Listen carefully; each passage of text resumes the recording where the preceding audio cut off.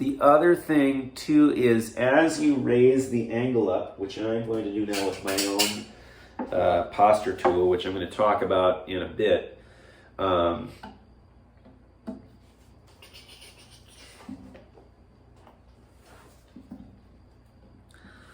So if we kind of started with the flamenco posture here, the other thing too is that you're going to need to, and I'm exaggerating, but you're going to need to abduct the shoulder to arm joint, this one here, a little bit more to get out.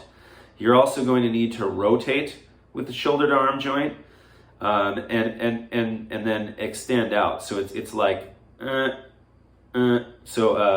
abduct, extend, or flex, sorry, and then rotate, and then bring in. With this one, you're going to have to reach around a little bit more. I mean, he even talks about Paco de Lucia like leaning slightly. I don't entirely understand that, so I'll leave that up to you to watch, Renee. But as of the time of making this video, that's a little bit unclear to me. But this is kind of the idea. Now, again, you can modify by changing the position of the guitar in all the different ways that we discussed. And there are obviously very good players who play with a more perpendicular angle, whether you're going to look at flamenco players or older school classical players like Ida Presti or Segovia, who they do something a little bit like the flamenco, where it's a little bit more perpendicular to the body, but a little bit raised more than the flamencos, and they're playing more in the center with a footstool to raise the guitar. But point is that it now if we look at the more elevated modern posture, what you'll see is a couple things. So one, for the left hand, all you have to do, now obviously you have to adjust the height of the guitar for yourself. And I have a kind of quirky posture where I use a guitar strap. What I'm trying to do is imitate Paul Galbraith, but not have to use this whole cello end pin, like be able to still use it. I'm sort of synthesizing Paul Galbraith and Renee's posture and positioning. Now, with this posture, you can kind of just flex the elbow and fall into the guitar like we discussed earlier. So now, in other words, because of the angle and the fact that it's brought in a little bit more, you don't need to rotate out, you don't need to abduct a whole lot, if at all, and you also don't need to kind of like let the wrist deviate at all. Like if you're down here, you kind of have to maybe let the wrist deviate a little bit to get to here. Whereas in this posture, you can just raise the arm up. Now there's a catch, which is there's kind of a trade-off as you do this. As the angle gets elevated, you're going to have to do some amount of abduction and flexion of the shoulder to arm joint to get up to the first couple frets. Now you can lower the guitar, which I'm still kind of experimenting, but as you do that, then it changes the dynamics for the right hand, which we'll break down in a minute. But I found that this is pretty comfortable. If I keep it elevated, I can pretty much just flex the elbow joint right here, and now I'm to where the guitar is. I might have to lift a little bit with the shoulder to arm joint here, but even so, for a lot of the playing, I can just fall in to the neck. And so, kind of in the same way in one of the previous videos I talked about walking in the right hand, there's sort of an element of walking in the left hand too, where I'm always trying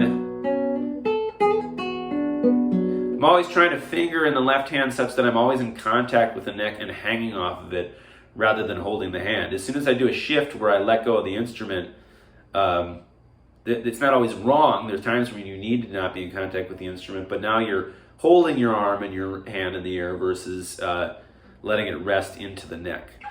Now, the other disadvantage here is that in order to keep your legs at a normal, comfortable spread versus like really spreading them out as Renee talks in the video, the guitar is going to tilt a little bit this way.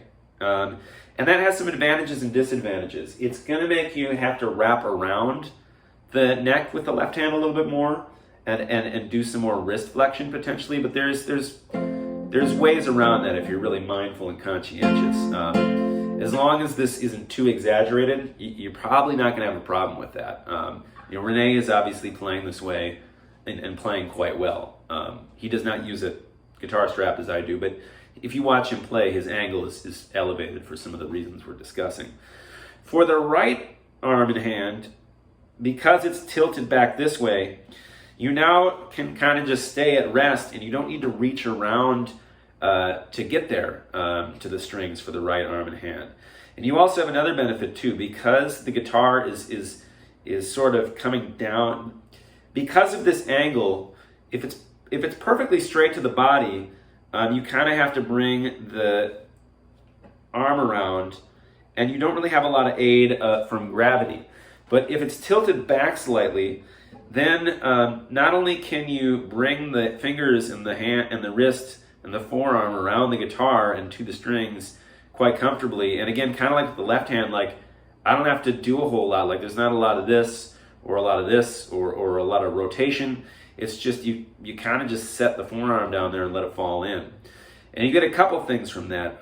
One, just like in the left hand where I can kind of just raise and be there, it's a very simple motion. And it's very similar to just being relaxed.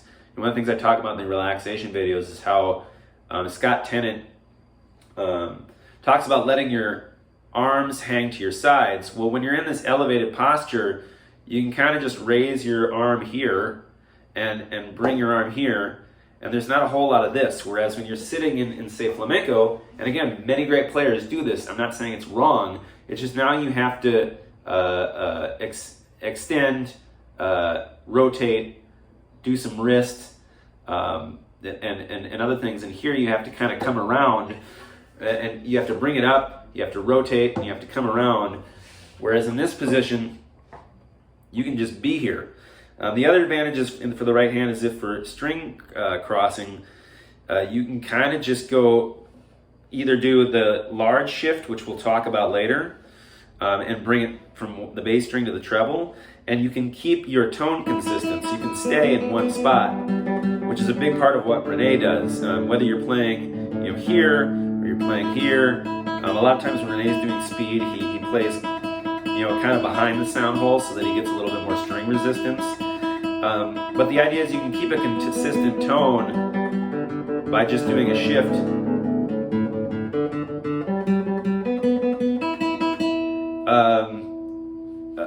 A very simple motion. You don't have to use all like the different shifting types that Carl Alvaro has. As your angle gets more flamenco, you're going to need a little bit of shoulder, but now it becomes more of an elbow motion, relatively. Now, if you watch Paco de Lucia, you'll see him go from like chord plucking to a big shift, which we'll talk about later in a later video for rest stroke. But kind of the idea here is that like you don't have to make this big shift or use a lot of elbow or a lot of joints to maneuver in this elevated pose. You can kind of just switch to rest stroke by making a small motion. Now, this isn't the only way to play or the right way to play. It's just kind of showing you the two extremes and the dynamics that come in between that. When you're elevated like this, you can kind of just do this motion with the shoulder to arm joint here, and you don't need a lot of elbow or a lot of wrist. Whereas when you're doing more of an Ida Presti kind of position, which Rene talks about, you're going to use elbow and also a bit of wrist deviation, and you're going to use this lever displacement type to get from the bass strings to the treble. Again, great players have done it. It's not wrong, but it's a little bit more complicated of a movement because you're using this joint, the elbow, you're doing this lever and also the elbow, and then you're going to have some wrist deviation as well to play like that. So it is, I think it's fair to say it's a bit more complicated of a movement with more moving parts involved. Doesn't mean it's wrong. And there are players, I think Kevin mentioned there's a French player who plays using those displacement types and plays quite well.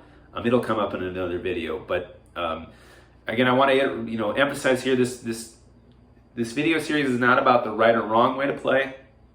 It's about teaching you to observe other players and experiment and decide what posture that you like for yourself. For mice, so